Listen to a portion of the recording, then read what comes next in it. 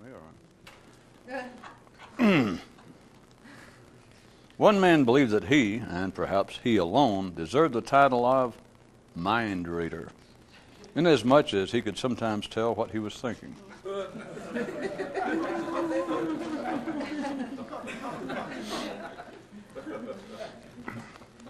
A man asked a biscuit. I believe that's supposed to be mystic. Oh. If everyone in the world was suddenly more conscious and realized what existence is actually all about, would the life of man as we know it continue? Another historical view of the struggle. The people presented their grievances. The king ignored them.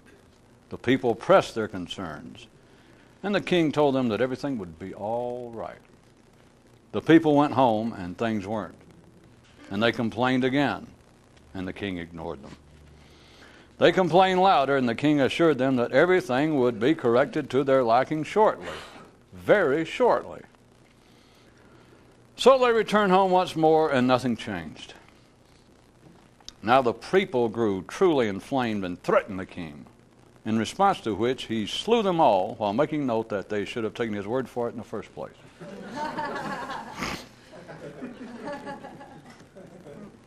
In another area, you might care to learn that the very first physician to perform a total post-mortem exploration of the human anatomy, once inside, found a previously unsuspected nerve bundle connecting the people to the king. I mean, several divergent organs together.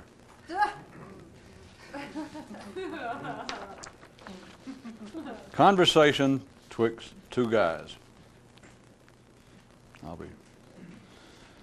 There's one thing that stands between a man and him being something else. Himself? That's what those with a bit of sophistication are always given to proffer, while the more simplistic will say circumstances. But both miss the fat man. What really stands between a man and him being something else is simply life itself. Life as it is presently arranged locally, and the life into which you, dear boy, were born. And the second guy was really delighted to have this new information and really made good use of it from then on. Well, I say that, this being a bit of fiction and all. Knowing a trick won't do you any good unless you want to do the trick. Local reality asked one man, "How does it feel to have spent most of your life involved with this thing?" And he replied, "I done told you before, I don't do questions, and especially about that." Another way to tell that you're yet to understand what's going on is if you still try to hold on to some philosophy of life. Snippets overheard on the midway. I'll be doing all the parts. I'll be doing all the snips. Man's thoughts are like a hunter who is also his own game. Daddy, is this why mystics shoot themselves in the foot? Yes, my boy, over and over and over again until the damn thing falls off.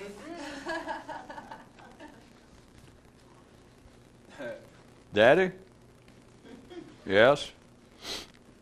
I reckon again that we're not really talking about what we seem to be. Our thoughts. Yes, indeedy, man's thoughts. Why, you just gotta love them. I'm here to tell you, you just gotta love them. Either that or the sons of bitches will eat you alive. Daddy? Yes? Can I have some cotton candy? Only if you promise not to confuse it with your mind again.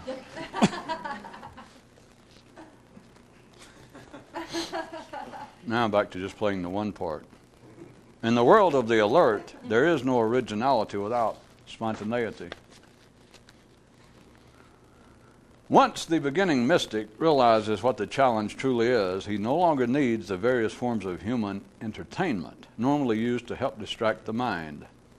I repeat, once those trying to extend their consciousness realize what the immediate impediment is, they sure as hell no longer have to go looking for something to assist their attention's out-of-control ramblings. Why, just the money saved in that portion of your discretionary income is good enough reason to be pressing the mystical path. Tonight's understatement award goes to the source of the following quote. Man actually knows more about himself than he thinks he does. The weightlifter tensed his muscles as he struck a bulging pose for the visiting philosopher, who responded by saying, "Do that with your mind and I'll be impressed." The flight to entertainment and the matter of finding the right gate. Those who don't actually want to go anywhere are given to locating travel agents who don't know where to send them anyway. Attention, now departing from Concourse C, Flight 324 to the beautiful islands of perfect justice and status quo, which does not require that any passenger leave home. We will now begin pre-boarding for the weak, the dotty, and the extremely angry.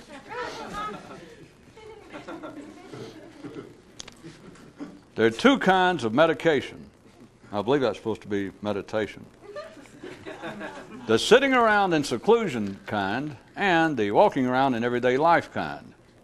And one continues to be much more popular than the other due to the fact that even if it accomplishes nothing, the special effort involved seems to make up for it. Think about it. Things certainly would be simpler if the distance between a man and an extended state of consciousness was spatial. The importance of reality and local conditions. The prime distinction between man and animals is that animals have none. See, you got to refer back to the title, The Importance of Reality and Local Conditions. The prime distinction being between man and animals being that animals have none. A boy asked a mystic, if we had no sense of a reality, what would man's life be like? And the mystic replied, now it'd be hard to say. And more than that, it'd be impossible to say, since man wouldn't be able to speak. And this gave the guy something to think about regarding the nexus between what men normally say is real and what's not, and the ability to say itself. Most people's tongues don't want to fool around with such matters, not to mention their minds. And now from our newsroom, this late-breaking update to a story that we have been following for you. One man says that after careful study of the videotape and consideration of that controversial explanation, he has come to the conclusion that after the one-word theory, what can you say? We will continue to track this most important story for you, at least as long as our routine babbling minds will hold up under the strain thereof. Now let's go on to some sports or weather or hog prices or something. The only way you can take life seriously is to mistake reality for life. Warning, mushy hearing alert, mushy hearing alert. Please repeat, repeat, please repeat. The only way you can take life seriously is to mistake reality for life. One mystic whose comments sometimes seemed pointed and barbed noted, I only don't like what life don't like. One reason man has a mind is so he can make plans, and by so doing give the impression that he's not as dumb as he is.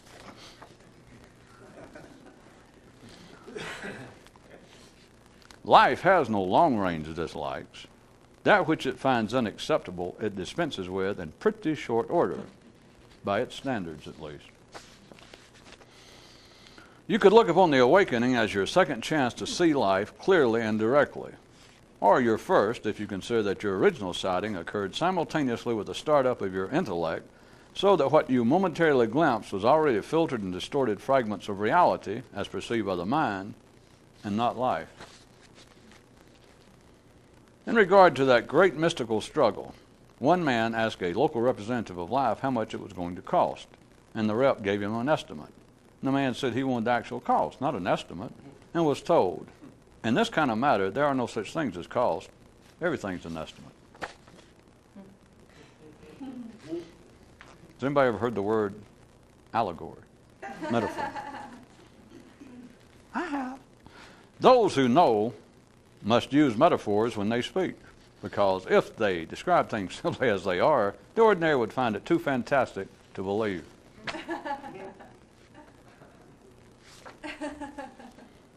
Thus did one man ask himself, well, even if I stop taking reality seriously, how will I ever get my mind to?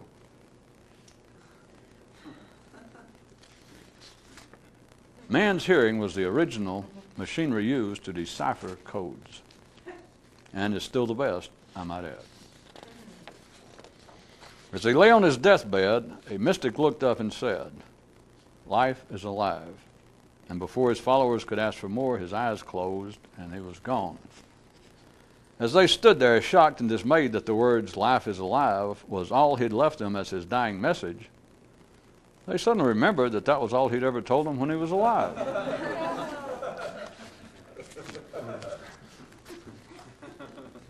And finally, reality, what is it? Reality is life's camouflage. Reality is life's way of making you think. Reality is life rendered sociable. Reality is life made verbal, life made describable. Reality is life's way of making you take it seriously. Reality is life's way of making you whine. Reality is life in fragmented clothing.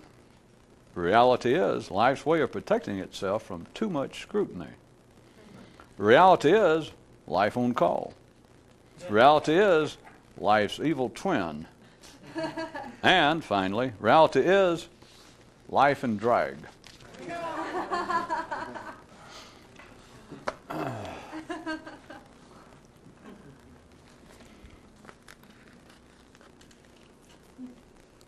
Another, something I was going to point out along lines that I know we have done before, but sort of, but to point out in a particular way where the theory meets the facts, where the sea meets the land, where the shit meets the fan. I was going to use one of the items and pull out what occurs in ordinary life, but not on the basis that ordinary life is wrong. And the initial presentation will sound like, again, a commentary on how gosh darn difficult it is to ever do this kind of thing. In fact, how just downright gosh darn difficult it is to ever get your finger in the crack, to ever see what the hell's going on. Just gosh darn it. But that's not the problem. Somebody should know by now. The problem of getting your finger in the crack or being able to define what would seem to be ordinarily available in life and something non-available, if you got any wits by now, you've got to abandon, at least on a good day, a whole lot of looking out there to find out where the division is, to find out how to separate the wheat from the fat man, the chaff from the dandruff, whatever it is. Because there's nowhere to look out there. There's no danger if you got any wits about you. There's no danger of you. Well, when I say wits about you, we'll assume it's someone wired up to want to do something extraordinary with themselves and have grown into it a bit, know a little bit. Then by now, then you've got to understand that ordinary life is not the enemy. You've got to understand or have a grave suspicion. Again, on good days, everyone tends to forget. Why is that? You don't know. Everyone tends to forget. But on good days, you know that ordinary life is not the enemy. You also know that ordinary life does not have information available to help. But most of you should have some idea on a real good day, or maybe just a passing moment when you're inexplicably sort of on all fours. As they say in the law, that doesn't have anything to do with deviant sex practices or being an animal. Or maybe it does, I don't know. But you should also have some momentary, spasmodic, periodic, ephemeral, passing suspicion that you can't, not only does life have nothing available to help, but that you're not going to be captivated by some fake mystical school, that in fact you wish, sometimes on a half-ass good day, a little side trek here, sort of a joke to themselves, I would suggest that some mystics have thought, after they understood that they couldn't be bamboozled and seduced by some fake mystical school, that sort of as a joke to themselves sometimes they think, God, that's a shame. Well, little things. You got to remember the guy that changed his name. Those of you that, which man to no one who got anything out of that news item recently, the man who had named the two sides of his brain, Cornwally Del Franco and where the hell it was. But when he combined them and pointed out that any step, no matter how small, toward increased clarity was in order. That does have some pertinence to me saying that a mystic could, just as a private joke, I probably shouldn't even say it out loud, but it doesn't matter, would think, it is a shame that I couldn't be bamboozled and seduced by just some good, I'm talking about some really up to speed, one of these good fake cults. Well, one of these fake schools. That people are really into something. Chanting and learning how to levitate or stand on their head or talk to the gods or something. People, there's something going on, damn it. And a building fund to which to contribute. And they think, well, there's no chance of that happening to me, but then the kind of joke to himself is kind of like, well, maybe I acted too hastily. It's a shame I couldn't have got involved with that because at least I'd have somewhere to go every night.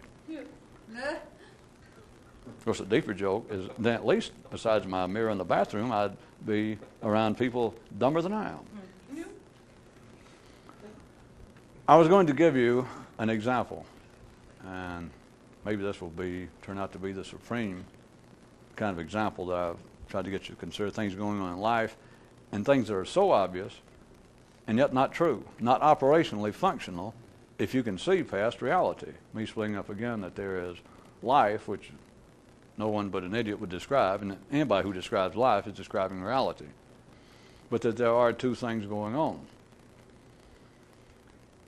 One of the news items tonight said one way to tell for sure that you still do not know what's going on is that you continue to you try to cling to some philosophy of life. Now, at every ordinary level, having a philosophy of life is almost a prerequisite to be sane. It is certainly an absolute minimal demand to pass for being intelligent, to be insightful, or to carry it a bit further, to even be spiritually inclined. That is, there's nothing wrong, to say the least, to start with, for an ordinary person to have a philosophy of life. It's really an attempt to, because those who actually do trying to be fanatics, everyone else is attempting to. But, well, scratch the butt. Wait a minute, before I get to the butt, figuratively speaking. Delete the butt for a second. Having a philosophy of life is synonymous with being civilized. Religion has normally played the role, but philosophy can. Allegiance to a political party, but somewhere between religion and philosophy or political philosophy, you have got, and community morality, but they normally codified under some name. But in that is the active synonym for civilization. That is, all normal people they attempt to have some philosophy of life. If nothing else, they'll fall back on nationalism, but still most of the world, if interviewed, last I heard, most of the world will claim to be religious. The majority of people say, yes, I am religious. And no one but fools and fanatics claim much more than that, but they will, if pushed, and if asked to think about it, or if they're forced to apparently reflect on it themselves due to some brush with death or through some tragedy in their life, they will fall back on the thing that, well, we're not alone, or surely death's not it after their mother or father dies, that there is some philosophy of life. Now, I'm using philosophy of life with absolutely no negative connotation to it when I describe it. The philosophy of life always seems to, it's also reflected in the institutions, as I continue to point out, if you don't see the connection, but a philosophy of life always seems to be like something greater than the individual. It seems to be a philosophy, it seems to be wisdom that is larger than the individual. It is one sheep following the whole flock over wherever they're going. It is birds flying. And even ornithologist with a tenor sax cannot figure out how it is that birds are going, hundreds and thousands, and they all go suddenly. Nobody can hear any signal. The head bird out in front, doesn't do anything. They just all go. That's it. It's a philosophy of life, except theirs is unstated. Humans, if they're sane, if they're ordinary, and it's got nothing to do with intelligence, as I indicated, in fact, the more intelligent you are, the more it's expected that you profess some philosophy of life. It is the unspoken belief that a wisdom, any wisdom worth following, comes from without the person. And it must be wide. No one analyzes this, obviously, or surely you recognize, but it must come from without them, that is, outside of them, and it must be of widely held value, and it's never questioned, nor should it be. Do you understand? To be civilized, you should, if you are not part of it, all good mystics, as I pointed out, they should be in favor of as many people on this planet having a philosophy of life. And a good mystic, anybody who understands life, does not give one small goddamn what philosophy. You don't care whether they're Jews, Christians, socialists, anything that's not dangerous to society, you want them to be that way. In fact, just this side of fanatical. You never want fanatical, because then you got problems in life. We'll finally dispatch them as a short-range dislike. I know sometimes it seems like fanatics pop up and they last a dozen years, and people think, how did we ever get through? Or some country thinks, how did we ever live through the tyrannical rule of so-and-so? It happened 10 years. I'm not trying to take up for the situation, but you've got to understand 10 years in relationship to lifespan, just up till now. And who knows how long he's going to live. Life dispatches fanatics, but you should be in favor of everyone being within a hair's breadth of fanatically devoted to some philosophy of life. And again, I'm referring to a philosophy of life that is not destructive, remember. It's just whatever they call it. Any religion, just the humanist theory, whatever it is, you should be all in favor of it. But now, you cannot think, there is no gray area. You cannot have a philosophy of life, or to the degree that you still fall back, that you attempt to cling to some philosophy of life. And I don't care how sweet it sounds, how sweet it smells when you feel like your foot's 1 inch closer to the grave, or when your finances seem to be pulling a Houdini. If you fall back on a philosophy of life, even if it can appear to be something you picked up from some apparent past metaphysical structure or some mystical organization, or it could be that you think now that maybe you have stirred up your own individual gumbo of it, that you've taken a little from Sufism, a little from Zen, and 2 or 3 sentences, and these ideas sort of pop in your head whenever you seem to be confronted with the trials and tribulations of everyday life, and yet you have enough momentary wherewithal to sort of, you try to resist it, and it's like you try to think of proverbs, you try to think of witty, mystical sayings to sort of ward off. You use it like a talisman, like when you're going to hold up a cross to a vampire. And it all seems, no one's ever questioned this, but life, well, it's my job. No one's ever pointed out to try and make people question it, to the degree that you try to cling to any philosophy of life. Any. Did you say any? Any philosophy of life. You are absolutely standing still to be charitable. You are certainly not doing anything resembling being conscious. But now look, it's not an attack on that, because look, the ordinary world is run by that. That's why I spent the first part of it, that you cannot speak too highly, just to be silly about it, you cannot speak too highly of others clinging to, searching for a philosophy of life. Whenever you hear political observers, social observers, or anyone decrying the crumbling state of morality in any country, any area, and they start trying to come up with plans and set up a committee to study it, then they come up with things like, well, we need to increase, we need to distribute the wealth. Nobody knows what to do, so they always say, well, we got to take the poor, because that's where the crime and the nipping at the heels of society comes from. We got to give the poor more money, and we got to take the uneducated and educate them. And everybody keeps rediscovering that. Life takes care of itself. But the point is, when they even describe it in other terms, what they're saying is to make these people more civilized. Bring them into the mainstream. That the only reason that they are antisocial, the only reason that they're criminal, is because they're not in the mainstream. Which is a fair description. But then they're left with, well, how do we get them in here? Because the people in there don't know how they got there. It's just it's just the old story of life out there. It's just a bunch of bullshit. But you're supposed to take it seriously if you're out there. And so they have to come up with it. But what I'm trying to get you to see is all descriptions. They can say, well, maybe we should set up social clubs over in the poor neighborhoods, the crime-ridden areas of the world. Clubs to encourage, Boy Scouts, Girls Club of America. Try to get churches to go out and put some outreach program there. We don't care what kind of church. Do you understand that all of it is what they're attempting to do is give them a philosophy of life? And they'll say anything but that. Life is not prepared for people to put it that directly.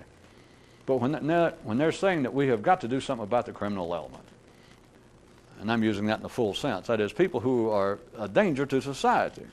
They're at the fringes of the healthy core of the parade. They're at the fringes of the healthy genetic core of humanity, to be plain about it. But it's an old story. It's nothing new. But every description they come up with, every possibility, what they're saying is, if we could give them a philosophy of life. You mean like a hand gesture? Well, there's no need to be. Well, there could be a reason. Yeah, but you didn't have to. Oh, okay. So you guys are getting so good, I don't have to finish the sentences, right?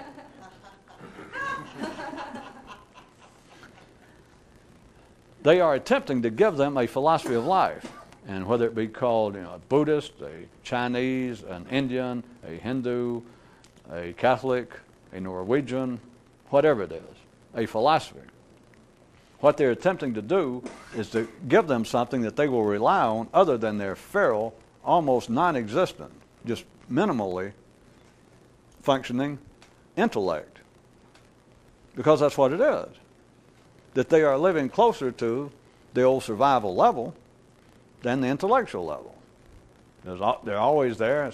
Life takes care of itself. It just seems frightening if you live there. But what I'm wanting you to see is that even those who are already, that are genetically born into the healthy core of humanity, right in the middle of the middle class and the mainstream, they grow into it. They're just there. They grow with a philosophy of life.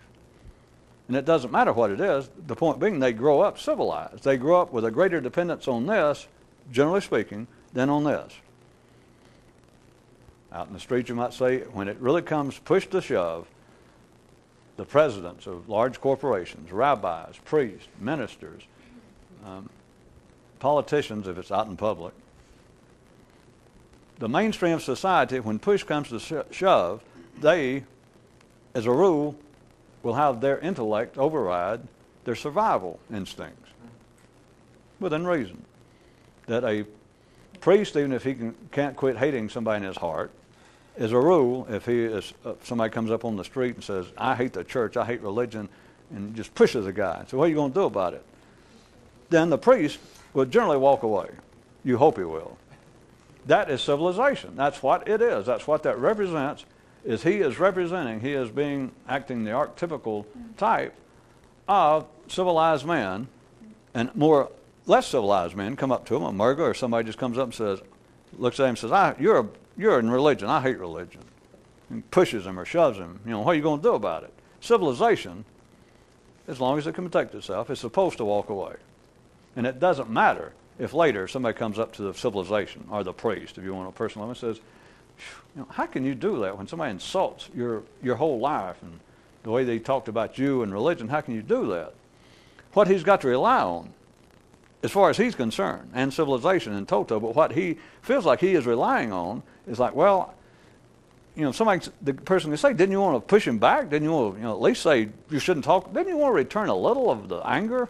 Well, yeah, but I'm a priest, and the philosophy I try to live by is that of Christian charity. It could have been anything. But that is civilization in action. That is the individual in action. An ordinary person, and you've all got them in you, so you ought to be able to hear this now when I start on it. At every ordinary level, the mind, And it does not matter how educated you are, how civilized you are, if you're just working by the mind feels absolutely, unconditionally unqualified to do what it does.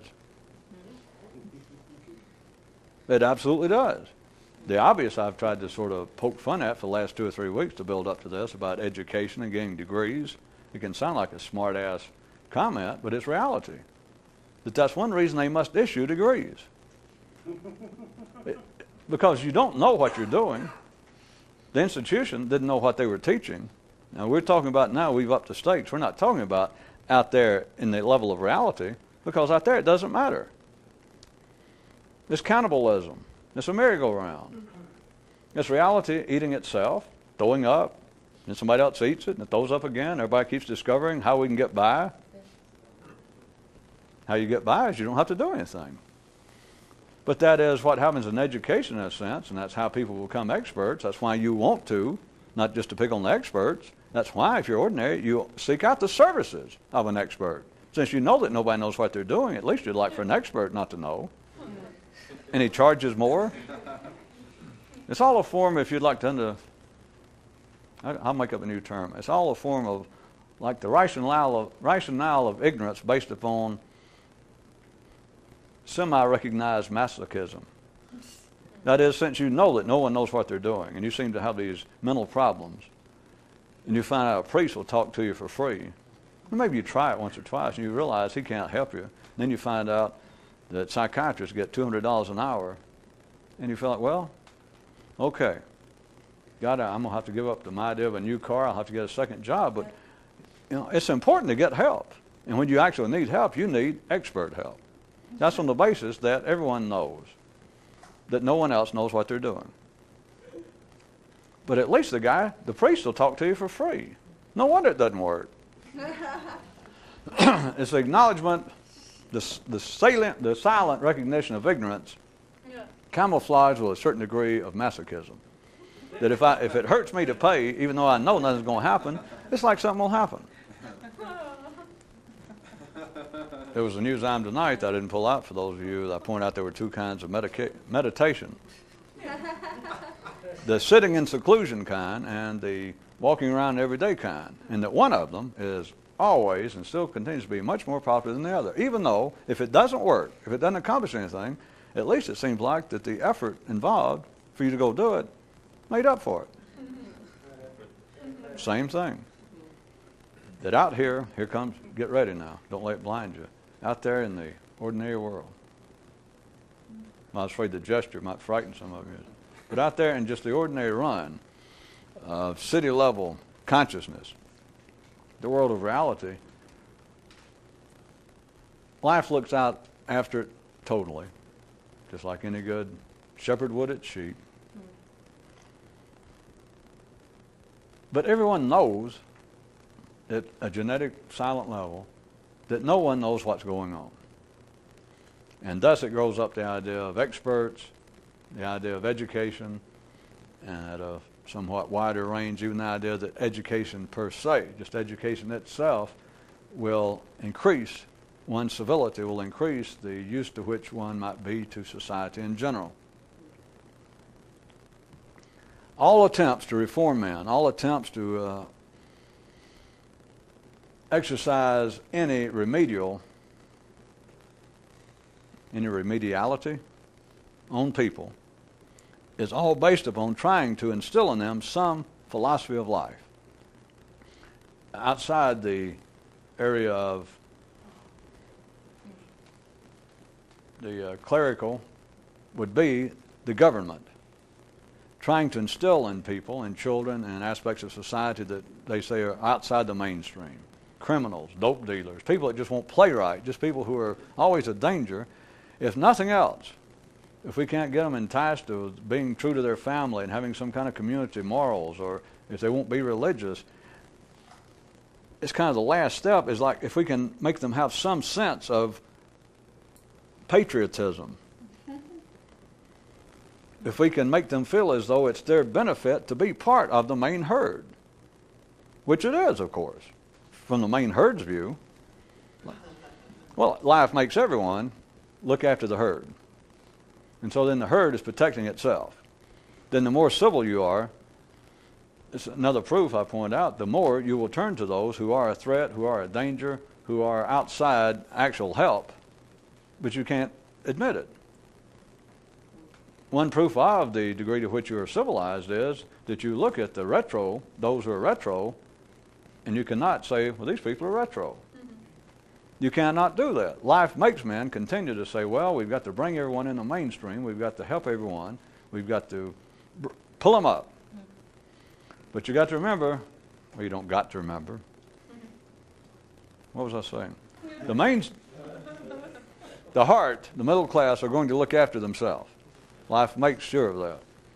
But then it makes them also say that they want to help those outside the mainstream so as to better protect the mainstream. That it seems to be in everyone's interest. But what are they attempting to do? Oh, that's not the main point. It's back to the philosophy of life.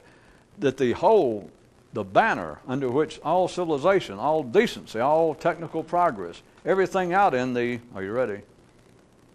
Ordinary world of reality, everything out there that is decent, wholesome, passable, tolerable, everything out there that's not yucky and dangerous, everything out there is based on a philosophy of life. That's what holds it together. But now individually, your mind, all you got to do is check back with you. I'll talk about other people. The mind, when you start out and for a long time, the mind is wired in such a way that it's wired up to everyone else's consciousness. It is that level that I've drawn a diagram of. It's like running through here, and it's up 6 feet off the planet more or less, and it's like a level, it's an atmosphere, and it's the collective consciousness of everybody. And everyone's tied to it. You're born into it the same way genetically you're born into the species of Homo sapien. You are born into this collective consciousness.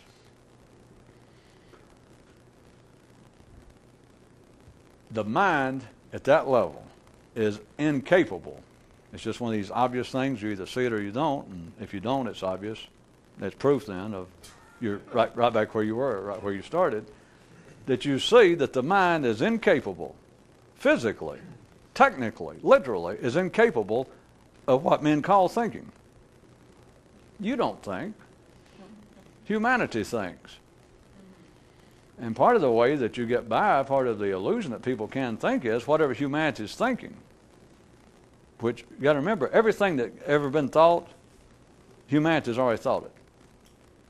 So, whatever they're thinking, and it does you no good, follow the sentence, I'll get through in a minute. It does no good for them to say, well, wait a minute, which part? It doesn't matter what part. Whatever humanity has been thinking, it doesn't matter whether you agree, whether you disagree, but having the ability to disagree is what gives the illusion that you have some individual powers of reflection, of thought. Because there you stand, listening to someone speak, listening to the president, some important person or anybody speak. They can even say the president speaks for this wonderful nation of ours.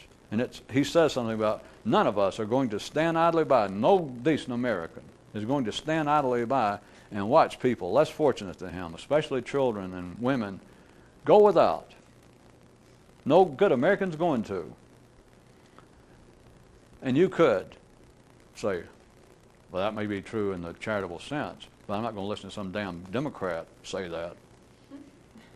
They just want to raise taxes. In other words, it sounds as though you heard a philosophy expressed that tried to take in under the complete umbrella billions and millions, hundreds of millions of people, and some spokesman, some head alpha male wolf says, here is what all good Americans feel like.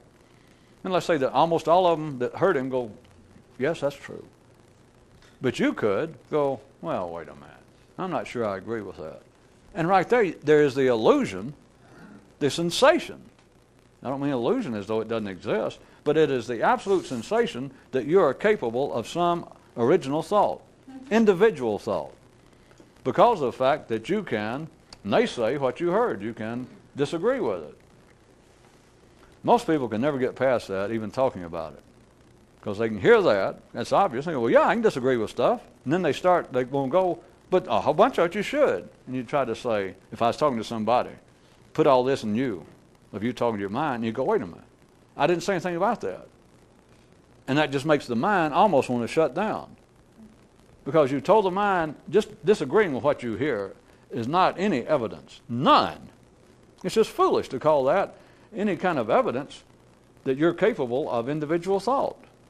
And the mind goes, but I disagreed. You go, but what did you disagree with? You disagreed with what was going on. And if you stand there long enough inside this web, sooner or later, it could be within minutes and days, within your lifetime, that same idea will be expressed somewhere. So the president, somebody, tugs this whole network, and one time it tugs, and for whatever reason, maybe it's something you ate. And you go, I don't know, nah. And you kind of pull away this way. Remember, you connected right here with 6 billion other people, which is the complexity of every narrowing down one example and making it proof, because there is no such thing. See, that would be the cost. The guy asked, what's the cost of understanding? They asked local reality, and it gave him an estimate. And the man said, I don't want no estimate. I want to know what's going to be the cost. And local conditions, who was a rep for life, said in instances like this, there is no cost. Everything's an estimate. You don't get that? All descriptions are metaphorical. All right, some of them could not be. It's possible not to, but it would take you for friggin' ever to describe one thing. In case I don't prove this night after night.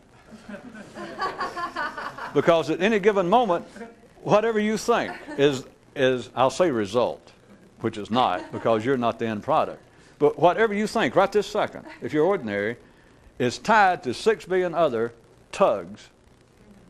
Do you understand of trying to predict, even trying to understand, wait a minute, why did that guy suddenly go, screw the government, just whatever he said, or I quit, I want to raise, whatever he said, and you think, wait a minute, let's analyze, if we could understand why one man thought one thing, we'd know it all, which, by the way, is true. Ordinary people, I assume, won't hold their breath. But if we look down, if we were playing the ordinary part, and you look down at that one guy and he hollers, screw the government, and we go, all right, or I hate my mother, something that seems of significance to ordinary people. And we said, all right, wait, if we could stop the flow of everything, and we said, all right, if we could determine why this one man said that one thing, we could probably from there deduce, even induce, but the full scope of why man is as he is, which is, all right, let's say it's true. How are you ever going to do it if you've got any conception of the complexity and the blunt simplicity of what life is, which takes another level of something, but you understand that right then, and this is as close as I'm going to fool with it, that was caused, with serious quotation marks, by what was going on with 6 billion other people tugging here and there, and none of them, including the person that he thought he was reacting to, none of them, that is the president. He's the one that says, blah, blah, blah, blah, blah, and this guy goes, screw the government anyway. And you go, wait a minute. Well, at least we can narrow it down because he was reacting to what the president said. No. If you're going to do that, you might as well be a Christian or a Jew, because then you'd buy the thing, or a psychiatrist, for that matter, because then you buy the sins of the fathers are the sins of the sons. There's been many a mystic that heard that said in a church or a synagogue somewhere and went, wait a minute, I found an audience. If those people understand that, I'll go in and I will seduce them. But you go in to the people that say that, life makes them do that, you know how Jim Henson was. He make people go, the sins of the fathers are the sins of the sons. And you go, do you people really believe that? Oh yes. You really do. Now you promise. You're not going to make me stand here and palaver for no reason. They go, oh yeah. That's part of our basic philosophy of life. You go, okay. God, I've been looking for you people. Listen to me then. God, you're going to be glad to hear this. Because I got one question to get us going. Right past the Father, go back to, the Father's sins, go right back past that. And suddenly everybody goes, might as well be a science fiction movie. They may not do it physically, but if you can see life in people's eyes, they go. Because if you say, wait a minute, he only hollered screw the government because he was just reacting to the president. So we can at least got a place to start. I'm talking about an ordinary person back responding to my supposition, proposition. And me saying, or them saying, if we could understand why one guy said one thing, I mean, he passionately said, screw the government. Or, I hate my mother. And let's say he did that in response to somebody saying, trying to send a Mother's Day card. Or, something that seems to be ordinary people take to be of significance. He goes, bah! And so we say, if I say, well, wait a minute, you'll never figure this out. And they go, well, we can narrow it down. I'm playing both parts, you know. Ordinary people say, you was talking about it was some kind of interaction or kind of, at least momentarily, result of 6 billion people pulling this thing every which way. Yeah. But we can narrow it. At least we know he was responding directly to what the president said. And that's where they got to. That's where life got them, by the short hairs of the neck. It's actually the short hairs of the cerebral cortex, well, more or less. Do you understand? Because then you try to say, wait a minute, we got to find why the president said that. And then you look in their eyes and they go, that's the end of it. Life does not want people to go any further because, in one sense, if they went any further, there are two possibilities for me to put in words. One is they won't see a damn thing, but the real possibility is they might go, wait a minute, wait a goddamn minute. And they're going to make Homer Simpson's little shtick look like nothing because they think, all my life I've been whining and crying. In other words, they'd be very close to having an experience. But you can't do that, which is back to why ordinarily people cannot even take into consideration that whatever you're thinking at the ordinary level right this second, the best you could say, and you got to understand, I'm not trying to insinuate I'm hiding anything more specifically. At best, what you're thinking right now, you have got to consider that there were 6 billion, literally, tugs going on. Some seem to be closer, some seem to be further. The guy thought he was responding to the president. You can say it's closer, so what? Because if you're of limited ordinary intelligence, you're going to respond to local affairs anyways, trying to kick around personal anecdotes and talking about yourself to you. It's not because of ego. It's because you take that which cannot be explained and the mind wants to say, wait a minute. Yeah, they hear some discussion like this or somebody talking about the complex dynamics of how psychology and subconscious things happen to, and if somebody listens, an ordinary person, and they go, yeah, but wait a minute. All right, let me tell you what happened to me and my wife. And they're gone. And no one ever notices that. That is the excuse for not understanding anything verbally, is you always make it a personal anecdote. It doesn't matter, but it's when you're confronted with someone else's philosophy, or some theory, or some idea, some social moral or norm, and it's like something you said, and they go, wait a minute. The common belief in psychiatry today, this leading experts just told you made some comment about, well, I always thought that such and such about the way men and women got along. And they go, wait a minute, son, wait a minute. Now, we're getting to the heart of your problem. I mean, I'm glad you said that because I'm going to tell you right now, the thinking, Western psychiatry today, and there is no serious disagreement about this one thing, and we're at the heart of what you were talking about. The full spectrum, the full weight of psychiatric thought and wisdom right now, the whole history of what we've done, says that that's not true. And so that should help you. I mean, for you to know that is absolutely now rejected. And the person stands there and goes, all right, let me tell you what happened to me and my wife.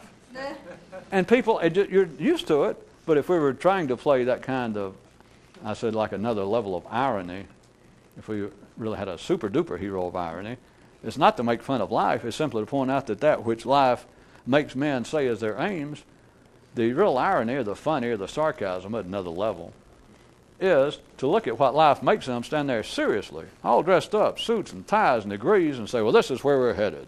Or now that I'm prime minister, here's where we're going. Either that or just an individual guy saying, well, here's how I'm going to bring my family back together and save my marriage. And then look at it and see what degree of efficiency, to be funny, to what degree of efficiency do they make any effort to approach. Forget get there, to even make a first step toward the aim. There's just absolutely no connection directly. It's just laughable. So, no one will even call out, even the psychiatrist. And it's not just psychiatry, understand it. Somebody saying, well, your idea, what you just expressed there, sir or madam, based upon everything we know now about archaeology, everything we know about the history of Crete, everything we know about the origins of the German language, everything, whatever it is, they've caught you flat-footed. There you stand, they say, that's simply not true. No offense to you, and in fact, you should be glad for us to correct you and point out. But that is no longer, that has no validity in the scientific or the academic or our community. That is, it's proven to be untrue. We all know that. And the guy stands there, and he goes, well, All right. Last week, my wife, let me tell you what she did. And no one says, wait a minute.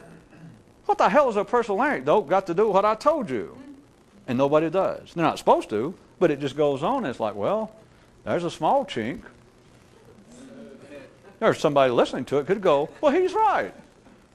And I'm not saying either one's right, but here the guy spoke. Has a Nobel Prize in psychiatry. The world's leading psychiatrist.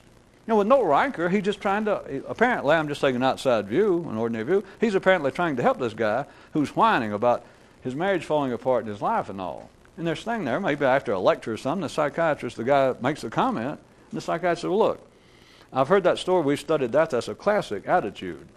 And I'm telling you right now, I'm going to give it to you because you probably should be in treatment. I'm not trying to instantly perform analysis on you, but you should be glad to know this.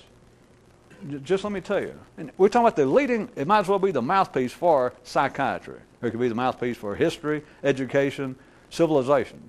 He says, at least you should be glad to know. I'll take this time to know that what you believe. I heard you. For a long time, in fact, there were several schools, important schools of thought in psychiatry that supported you. But you'll be glad to know that now, after years of statistics and research, that what you say is not valid. That is not true. I understand you got a problem. I understand you're upset. But what you expressed as being the cause of it, and he's feeling like you should be thankful. You should be glad to hear it. It's not true.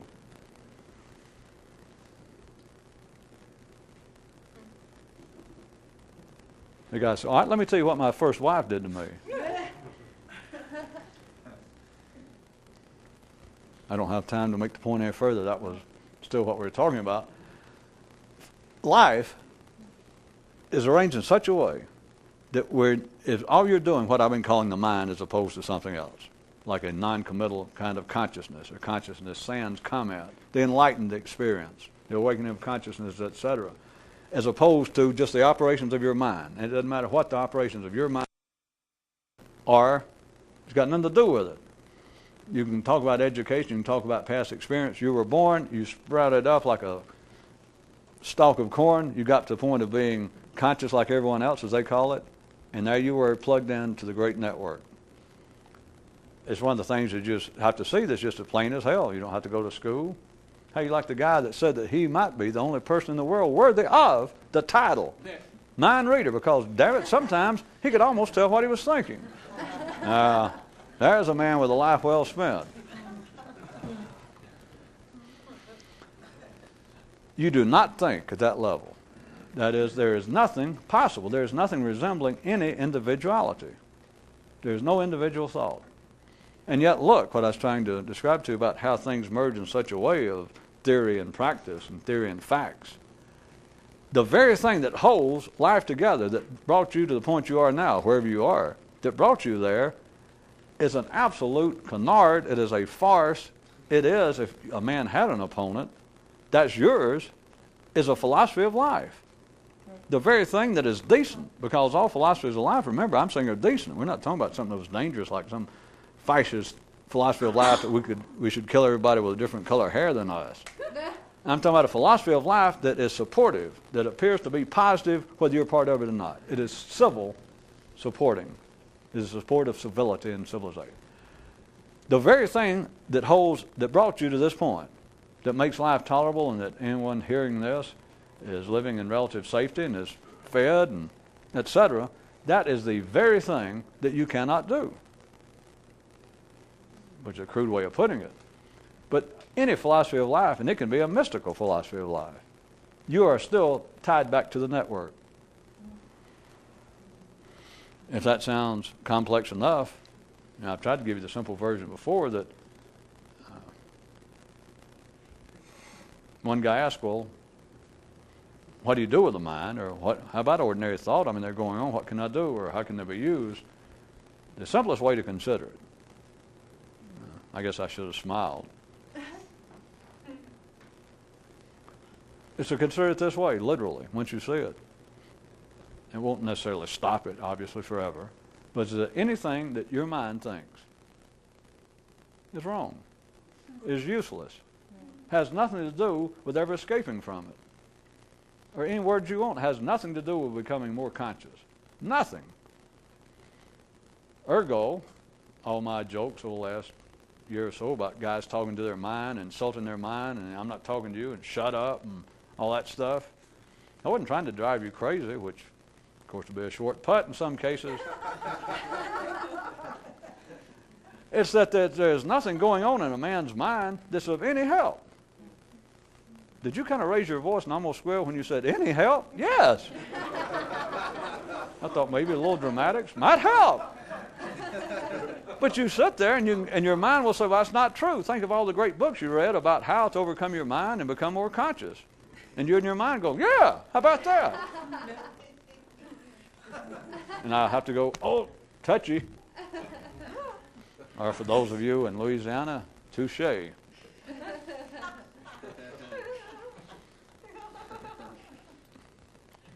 Well, let me leave it. There was a purpose. Put this in your nervous system. You battling people having a philosophy of life, if you're doing that, you make Don Quixote, look like we should put him in charge of the Pentagon. It is not life playing a trick on you, and it's not society out there in a philosophy of life that's your problem. It's your mind has a philosophy of life. You can be an atheist, you can be non-patriotic, you could apparently think you can weasel out of every example I've given, but your mind taking itself seriously, its thoughts, is its philosophy of life. It's why it's damn near impossible, if you're sane, to insult your mind. I mean, in a way they're doing good, like, you ignorant son of a bitch, and they go, you're right. That's a sign of insanity. That's why I've used outside examples also in the last few weeks, that proof of sanity is, out in the city, or at the ordinary level, is to accuse somebody of being insane, and they will, shall we say, vigorously deny it. In fact, ordinary people know that something's wrong if you tell somebody, I've been listening to you talk for a while, and I think you're crazy. And the person doesn't seem to mind. It is a valid people understand, well, hey, that you don't want to be around a person like that because they're supposed to defend the fact, no, I am sane. Of course, back to the same kind of thing that nobody's supposed to point out. Like, what's a personal anecdote got to do with a fact? Is like somebody defending their sanity, and you think, wait a minute, if you're sane, why the hell do you care what me calling you insane? Well, I just care. It's not the kind of thing I want to have, bandied around. I don't hear somebody call me insane. You think, well, if you're actually sane, what the hell do you care? Years ago, the more obvious story was the old one, a little before the sexual revolution, or in our time, is walk into a bar, and they'll think, I'm going to whip everybody in here that might be homosexual. A whole bunch of guys that look like stevedores and people. Suddenly, somebody turns around and says, what did you say? You can't talk about me that way. And of course, they go that far. Sometimes they're not sure, but they think, maybe I shouldn't have spoke up. It's just a variation of walking in the bar and say, I'm going to whip every ignorant son of a bitch in here. And you'll see a bunch of sons of bitches begin to roll up their sleeves like, hey, why does somebody have to defend their sanity? Why does somebody have to defend their expertise? Why do they have to have a diploma on the wall? Why do they have to have it? And you've been going to a psychiatrist and you say, well, I'm not a bit better off than I was. Or tell a priest, I'm not a bit better off. Do you see that? PhD in theology from Princeton. From Princeton. And you tell me you're no better off. Get out of here. Leave some money in the box. It's internal. That's what I was getting at. It's not life. It's not a battle out there. It's your mind has a philosophy of life. And its philosophy of life is, I'm okay. I'm all right. We're working on it.